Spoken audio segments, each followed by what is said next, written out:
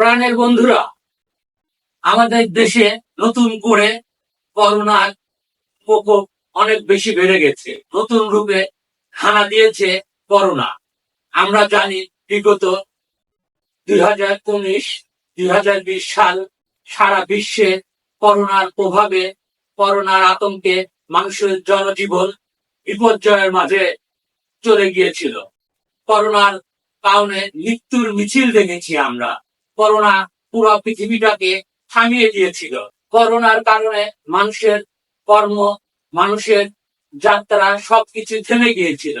তাই নতুন করে আবার করোনার প্রভাব অনেক বেশি বেড়ে গেছে।